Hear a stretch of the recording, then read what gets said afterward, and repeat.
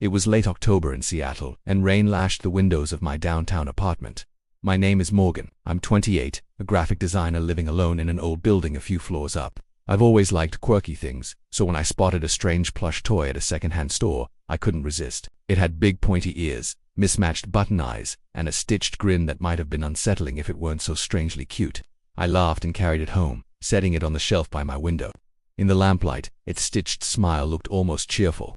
My cat Nibbles hopped onto the desk and fixed her gaze on it. Then she hissed, low, sharp, and violent. My stomach dropped. Nibbles had never hissed at anything before. I shook it off. Cats are weird, right? That night I crawled into bed while rain drummed on the roof. Just as I was drifting off, I felt it. A cold breath against my neck, like someone standing right behind me. I shot up in bed. The room was dark except for the streetlight streaming in. My heart thundered in my chest, and then I saw it. The doll's glassy eyes seemed to glimmer back at me. I pulled the covers tight, telling myself it was just my imagination. But then came the scratching. Soft, deliberate scratching at the bedroom door. I froze. The sound stopped. My body refused to move. Hours crawled by until morning light seeped in. When I finally dared to look, faint red scratches marked my arm. The next day I could barely function. At work, every shadow felt like it was watching me. I called my friend Brendan, voice shaking, and told him about the doll, about the scratches, about how I swore it had moved on its own. He tried to reassure me, but promised to come over later. That evening, the apartment felt heavier than ever. The doll sat on the shelf, smiling its awful stitched grin. Brendan arrived and found me trembling. He looked at the doll and frowned.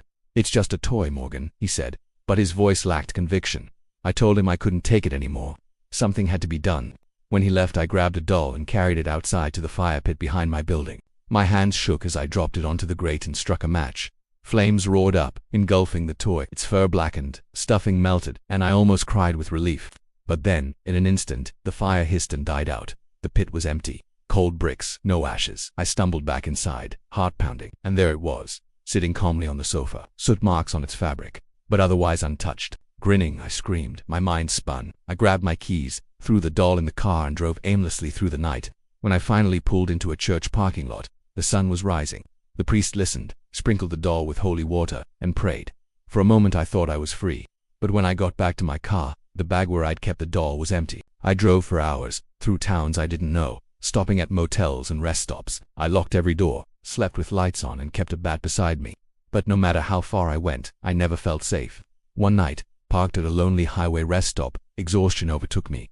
I dozed off in the driver's seat. Then I heard it. My name whispered slowly. I opened my eyes and looked into the rearview mirror. There it was, the doll, sitting in the back seat, head tilted, eyes shining in the dark, that impossible grin stretching wider.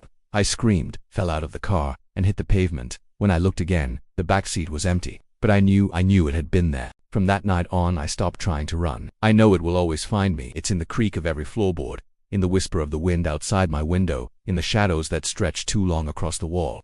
I'm telling you this because I want anyone else to make the same mistake. If you ever find a doll like mine or anything that feels just a little off, don't take it home. Don't laugh it off. Don't ignore the warning in your gut, because once it finds you, it doesn't let go. I've lost sleep. I've lost friends. I've lost myself. And every night, no matter where I hide, I hear it, that tiny voice in the dark, calling my name. Stay safe, and whatever you do, don't bring that doll home.